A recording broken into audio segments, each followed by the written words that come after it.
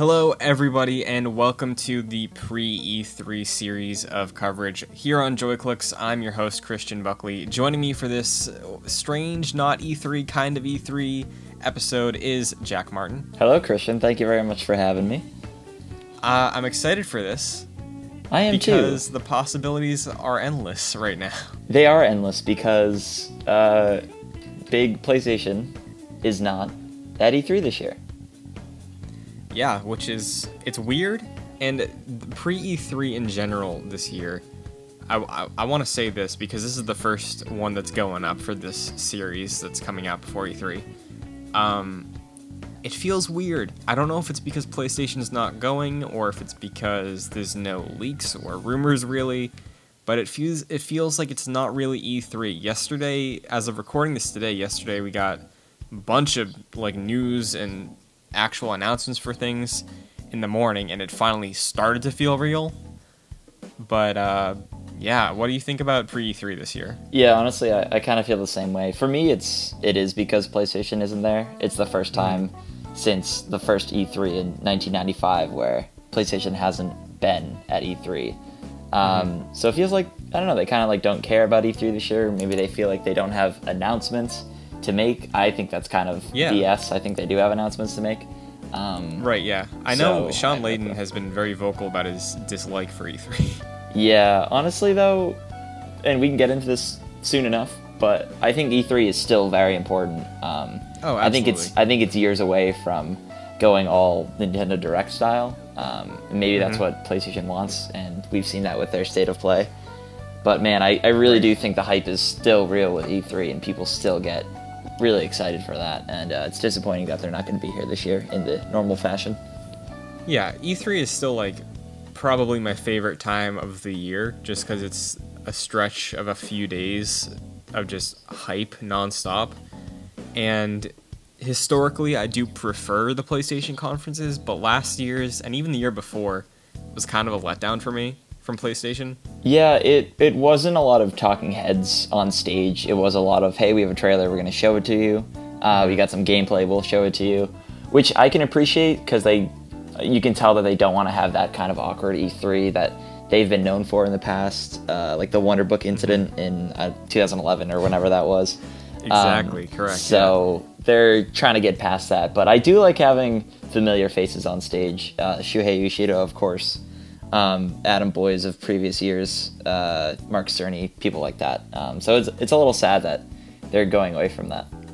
Yeah, and it's funny because I think they nailed that perfect balance of what you're talking about right now with the, I think, 2016 E3 when it was God of War that introed the show. Mm-hmm. And they tried to recapture that the past few years, but it's felt like gimmicks. So them being gone isn't, like you said, they do have things to announce and things to show, and that's what we're going to talk about today, because there's a whole heck of a lot of rumors about 2019 for PlayStation, and potentially this week might be PlayStation's sort of surrogate E3. I should say, or I think we should both say that we're recording this on May 28th, and there's at least one rumor that something is, well, not even a rumor, there was a tweet about Death Stranding, something happening on May 29th. Right. So this is very much the case of recording something and being like, what's going to happen? And then something happens the day after recording. Right. So I'm going to be uploading this ideally tomorrow morning. Okay. So this is still a little bit of a buffer ahead of the release schedule for the pre-E3 coverage, but PlayStation is doing something unorthodox, so we're doing that with this one. Last of Us Part 2 has been rumored to be releasing in fall 2019 for a bit of a while now.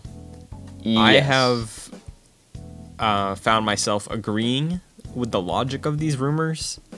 I think it is likely. I think a couple weeks ago, Neil Druckmann, when he tweeted that they wrapped motion capture, I feel like between April, I think is when he tweeted that, and then September to November seems like a realistic time between finishing that and then shipping the game, because motion capture, voice acting, that kind of stuff is typically last in the production of a game like this.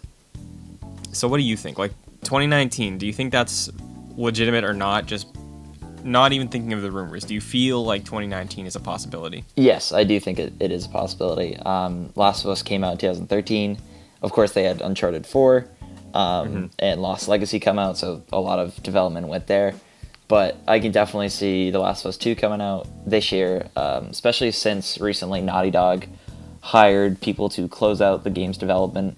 So you can tell it's kind of getting close to done. When I saw that news, I'm not really sure how game development works, but I thought it was a little weird that hiring people to close out a project means that it's getting close. It seems as though like there's still work to be done, which of course there is, but and then people clarify. So of course, I think I've seen a a few people say that could be for multiplayer, that could be for some potential DLC, or that could just be like polishing off actual like smaller, finer details of things.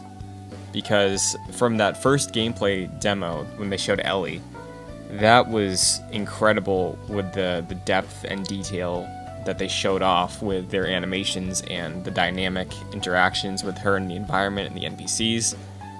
So maybe they are looking for animators to like come in, help the main crew, and like really streamline and make sure everything is as seamless as possible. Yeah, I could see that, and that's the reason they're hiring Excess at the end. So I do personally think 2019 is the most likely release for Last of Us Part 2. I think so too, and personally, and I actually I'm very confident that I believe the PS5 is going to release next year. Oh, me too. So, and I think a lot of people do. So I think having exclusives come out for the PS4 in 2020 is weird. Even if it's early 2020, like that could happen. Like The Last of Us did come out in 2013 when the PS4 came out, when that came out in June. So it could happen, but I do think it's kind of weird releasing a big first-party game the same year your new console's coming out. So I think a lot of exclusives like The Last of Us and even Death Stranding, I think, will come out in 2019, just to like kind of get ahead of the PS5 and all the launch titles that'll come with that. Yeah. Yeah, I'm kind of up in the air on that sentiment right now, just because of what we know about the PS5 and being backwards compatible with PS4 games.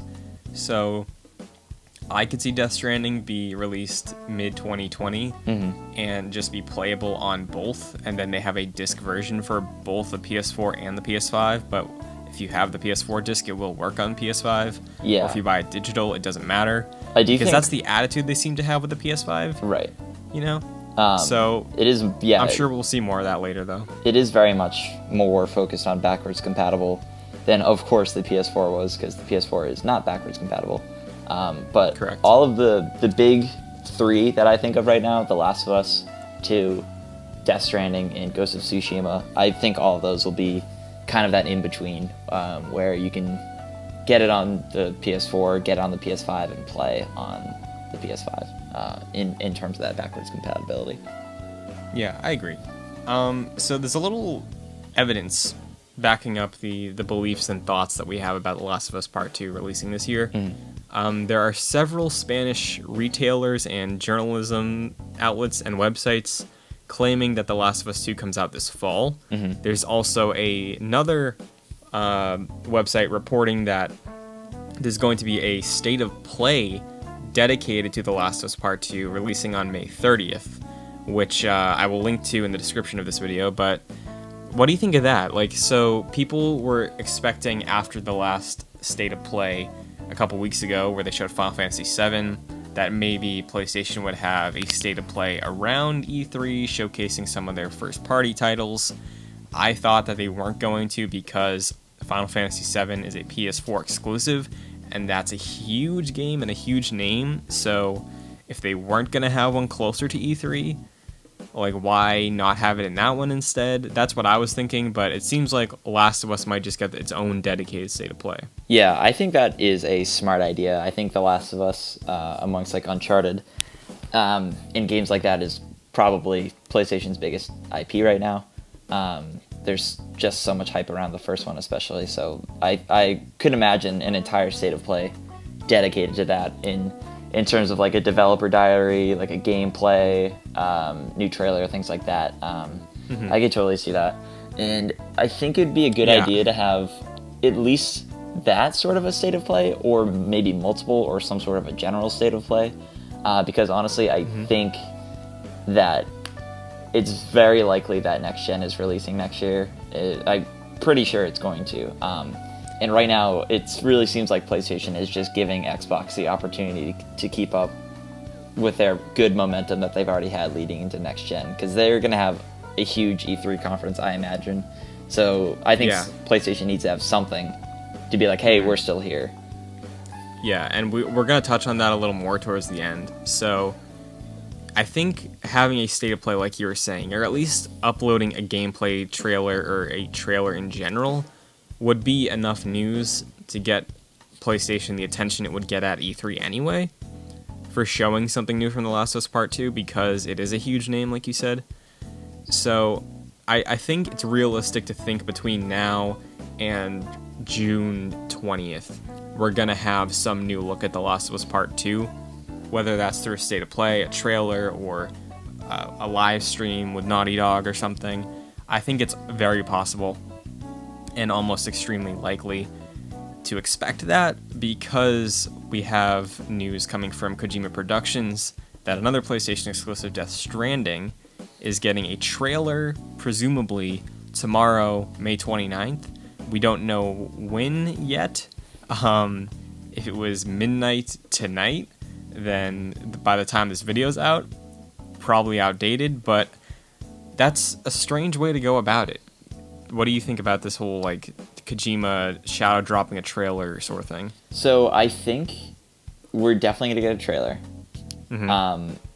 And I definitely think we're going to get a release date with this. Because we've seen at least 2 or 3 trailers for Death Stranding since it was announced. In, when was it, 2017, 2016? I think 2015 was Death Stranding. Okay. It might have been 2016, actually. So a while ago. Because 2015 was Metal Gear, and then 2016 E3. That's why everybody was so surprised Kojima was out on stage. Yeah. Yeah, so it's been a while. In fact, I think The Last of Us 2 was also announced in 2016, but later that year. Yeah, December. Right.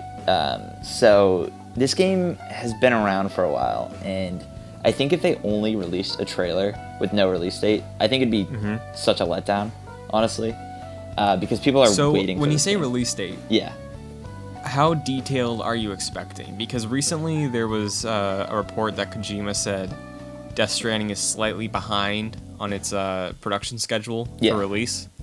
So I don't know the extent of that, or if he's caught up since then, or what, because that was earlier this year. So are you expecting like a release window, like a year? I would definitely say window. Okay. And honestly, I don't, and this is just me in my own head, I don't think this game is as far away as people think it is. I could see this coming out this year. I will agree with you there, because for the past year or so, I thought Death Stranding was sooner than most of the other PlayStation exclusives, just because I don't think it's this giant, sprawling, open-world, massive opus. No, I don't think it's like an MGS5.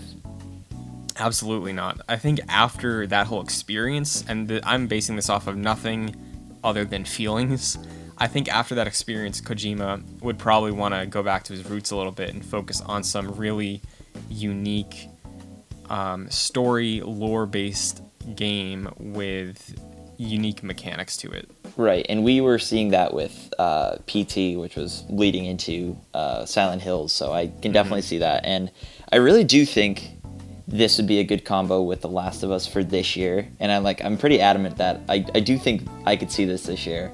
PlayStation not being at E3, basically being like, hey, sorry we're not at E3, but here are 2 of our amazing first-party games, and they're coming out this year. And I think that could satiate fans, definitely.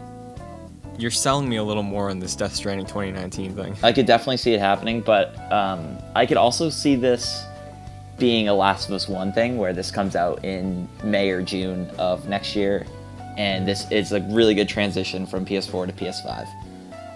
I think I'll meet you in the middle and say I could see this being an Uncharted 4 thing, where they date it for 2019 and then it bleeds into the spring of next year. Oh, definitely.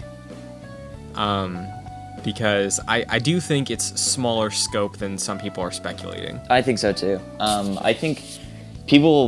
I really do think people think that this is like a hard PS5 game, but I don't think so at all. I think this is definitely a PS4 game. It will be one of those transition games, but I think this will come out on the PS4 for sure. I agree. So with the trailer coming out on May 29th, Kojima's been teasing it on Twitter the past 2 days. He's had 2 different captions, I think. One said, "create the rope," or something to that extent. Yeah. And then Troy Baker quoted the second day's tweet and said, "help us reconnect," or something like that. So do you have anything you want to see from whatever Kojima shows tomorrow? Something I want to see. I would like to see a little more, and they have shown it a little bit, but I'd like to see more gameplay and like kind of what's the loop. I would honestly expect them not to show that because this is such a weird game and Kojima wants it to be a weird game, kind of wants it to be a mystery. Yes. We know so far that he's some sort of delivery guy.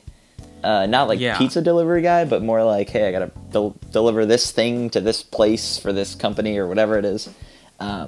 So, and I would like to see something, but also at the same time I wouldn't because it is so weird and I have no clue what it's gonna be. And I think people will only start to understand what it is when they have their hands on it. So. Yeah, and I think I think Mark Cerny said that, didn't he? Or Andrew House, sorry. Andrew House said that, I think last year. He said he played the first couple hours of Death Stranding, and he said once you pick it up, it really starts to display its message and its themes and everything like that, which are some of my favorite aspects of Kojima games. Like Metal Gear Solid 5, love it or hate it, I really enjoyed the way he treated the main concept of language as a weapon. I thought that was super unique, and I thought that was, again, very Kojima in the best way. So he has a history of that, and he has a history of making these very unique and innovative, successful or unsuccessful ways of telling a story. So I'm expecting something like that from Death Stranding. I'm with you where I'm not sure how much of that I'd want to see in another trailer, especially if it is coming out soon. But I feel like it might be a good idea to show some sort of exposition about what the whole deal is, like what your surface level goal in this game is. Right. This is one of those games where I'm at the point where it's like, all right, let's just don't throw any more trailers out. Just once it's ready, throw another trailer out, and then give me a release date, and then we're good to go. Because it's been years at this point, at least 3. So I just kind of want this to come out. You have to assume also that initial reveal, and I think he did say this, that initial reveal with naked Norman Reedus looking at the spacemen was before the game even started actual development. They didn't even have an engine lockdown at that point, so I'd say that it's been probably 2 years. That sounds right. Yeah. But with what you were saying, where it is, you think it's a much smaller scale game, and I agree with you, more linear, as in like the old Metal Gear games. I could totally see that being enough time, or close to enough time, for this game to come out. Yeah, I'm expecting like a Lost Legacy style length and depth. I could see that, definitely. Last question for Death Stranding. Do you think they reveal another famous person to be a member of this cast? I could see it. I could definitely see it. I could also see them holding off. My example is Matt Damon in Interstellar. Oh, interesting. Yeah. So I could see that happening. Kojima loves working with really famous people. Norman Reedus is in this game. Guillermo del Toro is somehow in this game. Who's the other guy that I'm thinking of? Leah Seydoux is in the game. Yeah. And yeah, I think it's not out of the question, but I'm excited to see the trailer because the past few Death Stranding trailers have all had great soundtrack choices. Oh, so for sure. Yeah, definitely. I'm interested to see what he queues up for this next one. Yeah. But those are the two juiciest PlayStation pre-E3 points of discussion. There's a few things that I want to pick your brain about because PlayStation leaving E3 this year is leaving a big gap, not only from the presentation time period standpoint, but for developers that normally associate themselves with PlayStation. Specifically, Call of Duty. Right. So we've heard some leaks and rumors over the past few days. Jason Schreier has corroborated those, and they're basically God speech if he did that. Yeah, definitely. Call of Duty Modern Warfare, most likely releasing this year. Right. Do you think they would just have their own event? Do you think they'd have like a trailer they just drop or a live stream, or do you think they'd show up at somebody like Microsoft? So, as far as I know, back in 2013, Call of Duty signed with PlayStation for, I think, for this generation. Yes. I think for the entirety of it. So it is weird that they're not going to be on stage with PlayStation. Maybe they get on Xbox's stage and be like, hey, that deal's expired. We're with Xbox again. I don't think that'll happen. I think that is a next year E3 thing, if that happens. Right. But I can definitely see Call of Duty doing a live stream. Anything that you said. They did Call of Duty XP in the past. Right. I think around the time of MW2, MW3. So I could see that happening. But I don't think this needs a stage, although it is tradition in the past. I can definitely see like a YouTube, just like several YouTube videos, dev diaries, things like that. And also, people understand Modern Warfare. Like, it doesn't need an on-stage explanation. Like, I feel like the hype is real enough, and people already get what that is supposed to be. Yeah, and I think with Call of Duty World War II, they had their own reveal event that they streamed on Twitch. They like flew press out to this location where they demoed the game and they showed off zombies and whatever their plan was. So it's just strange they haven't done that yet, considering they don't have the ease of access to a huge E3 stage because of that partnership deal. Yeah. So recently their Twitter account changed their images and stuff like that, and I think their bio's like going dark. So expect something in the coming days or week or so. But another one I wanted to bring up was Capcom. Because Capcom has revealed in the past 3 or 4 years, or this generation in general, at PlayStation events, they revealed Street Fighter V, Resident Evil 7, Monster Hunter World, Resident Evil 2 Remake, and I believe Marvel vs. Capcom Infinite. So pretty much every tentpole Capcom game, with the exception of one that I'm going to bring up, has been revealed at a PlayStation event. Last year, though, while PlayStation got Resident Evil 2 Remake, Xbox got Devil May Cry 5. Interesting. So I'm curious to see if Capcom just jumps ship, if they head over to Xbox for whatever they're going to show off this year, if they head to Nintendo with some things. What do you think? Because Monster Hunter World and Resident Evil 2 are two of Capcom's most successful games in the past few years. Yeah, so we saw in the State of Play recently that the Monster Hunter, what is it, Frostbite? Iceborne was announced, and I guess I'm not a Monster Hunter guy, but I know that's like a expansion sort of. Yeah, I really liked Monster Hunter World, and I'm very excited to get back to that. Yeah, definitely. So that is still Capcom in the PlayStation realm, but from the Devil May Cry announcement at Xbox E3 last year, they kind of remind me of Insomniac in a way, where they can be exclusive for Xbox and PlayStation depending on what they want, like Ratchet and Clank and Spider-Man PlayStation, Sunset Overdrive Xbox. They kind of go back and forth, so they're kind of in that in-between, although historically they are sort of PlayStation, but at this point it does seem like they are kind of shifting Xbox and PlayStation at the same time. Yeah, because I think the only exclusive Capcom made this generation was Street Fighter V, and that was for PlayStation and PC. Resident Evil 7 did have the PSVR mode, and I don't think the VR for Resident Evil 7 branched out to other headsets. So there is some allegiance there. They have an interesting relationship with Nintendo now. A lot of people think they're just putting out half-assed ports that aren't really great and overpriced on the Switch. No brand new Monster Hunter announced for the Switch yet. So I could see them show up at Nintendo. I could see them show up at Xbox.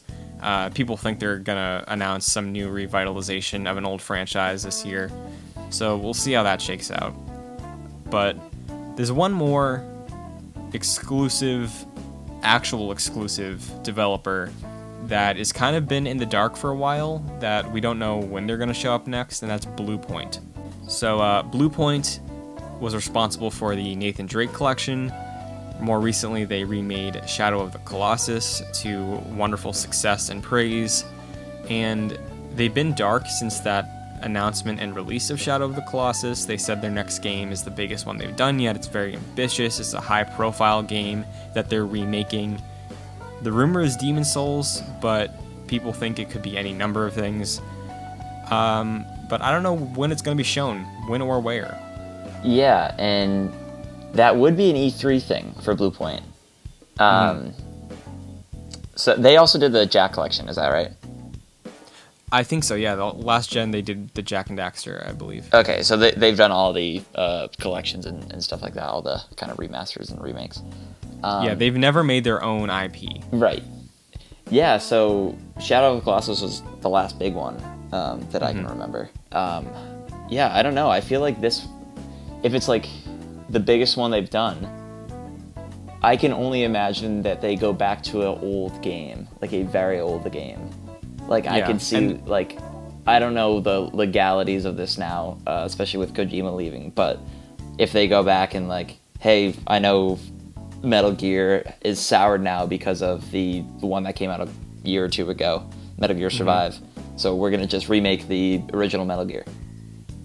Right. I could see something that. like that, yeah. For sure. And there is also the question of, is it even a PlayStation exclusive now? Because they didn't really say it's a notable PlayStation exclusive. They just said it's a very high profile game. I know a lot of people's dream is to have Bluepoint tackle a full ground up remake of Ocarina of Time. Ooh. So maybe they do show up at E3. Maybe they show up at a different conference. I don't know. But I'm excited to see what's coming from them. So I think that's pretty much all the solid PlayStation info I wanted to talk about. But before we close out this installment of pre-E3 coverage, is there any dream E3 announcement that you would really want to see? Could be related to PlayStation, could be something else, but is there anything that's inspired you from what we've talked about today that you really are hopeful to see from E3 this year? Yeah, definitely. So I am through and through a PlayStation guy. So a lot of my opinions are kind of shaped by that. So saying that, Last of Us is my favorite game of all time. So I'm very excited by the rumors around Last of Us coming out this year. And it does seem like that is coming true. So if we get that state of play, if we get that new gameplay, if we get that release date, that's really all I need, to be completely honest. I mean, I'm excited to see what Death Stranding is, and some of the other games we talked about, but man, it is really The Last of Us 2 for me. I really do want to see that come to fruition. Yeah, I've been waiting, because I've only played The Last of Us once, and it was my first playthrough in 2013. That summer it came out. I've been waiting for them to announce it so I can revisit it and replay it, because I've been having not so much doubts, but I've been curious to see if it was really as good as I thought it was, if it's held up since then. So the second they announced that date, I'm replaying The Last of Us, but it is one of my favorite gaming experiences of the last 10 years, so I'm excited for 2. I'm very excited to see where they take the story. So yeah, I'm right there with you. I'm hoping that Part 2 releases this year. Yeah, I'm really hoping, and for anyone looking out there to play the first one who hasn't, I'm pretty sure, at least I found it on the PlayStation Store for $20 at some point or another, the remastered. So go out there and look for that. I'm sure you can find it for somewhat cheap nowadays. That came out a long time ago at this point, like pretty early on in the PS4 life cycle, the remastered. So I've seen it for $10 a lot. Yeah, definitely. It is, in my opinion, I think it's one of the greatest games of all time. Definitely the greatest PlayStation game within the past decade, I would say, up there with God of War. So if you haven't played it, I'm sure you have, but if you haven't, definitely go out and give it a try. It's pretty cheap now. Definitely. Well, I'm happy that we got to talk PlayStation. I'm happy that there's enough to talk about with PlayStation, even though they're not going to be at E3 this year. Yeah. So thank you for joining me, Jack. Is Sure. there anything that you'd like to plug before we close out? Yeah. Even before I do that, I will say that I think PlayStation is very much giving Xbox the lead here. And I really do think next generation is Xbox's generation. And I'm pretty confident they're going to do well. Yeah, and I really do feel like we're getting shades of the 2006 Sony hubris. You'll need a second job to buy this PlayStation. Yeah. Maybe not to that extent, but they just haven't had the on-stage presence that I've been used to in the past years with Shuhei and all that, where people are chanting his name and all that kind of stuff. So I'm worried about PlayStation for next generation, but I do think Xbox is gonna take it. Yeah, my fears were quelled a little bit after that Wired report, and I saw them thinking that backwards is a very big deal, and the way that they've been talking about it right now. But after the last couple of E3s, I'm definitely with you. I feel like the tides could turn for sure. Yeah, definitely, and I think Phil Spencer is on the prowl for sure. I think all the first parties that he created and secured. That he announced, I think it was last E3, I think is only going to expand into next generation, especially like with someone like Obsidian. So it's... Yeah, for sure. PlayStation should be scared. I really do think that. Yeah, they should be, and I hope that they make as smart moves as Xbox has the next time they show off in a big way, whenever that is. For sure. All right, well, thank you again for joining me, Jack. Yeah, definitely. What's your Twitter? You can follow me on Twitter and Instagram at FascinatedJack, and you can also add me on the PlayStation Network at FascinatedJack. I just got 100% of trophies in Apex Legends. No platinum, unfortunately. Very nice. But yeah. That's rough. Yeah, it's all that work, dude. A lot of work. And no platinum, but hey, 100%, not bad. All right. Well, keep it locked on JoyClicks. We're going to have more pre-E3 coverage for each major conference over the coming days. So until then, I guess E3... Beyond. Yeah, sure.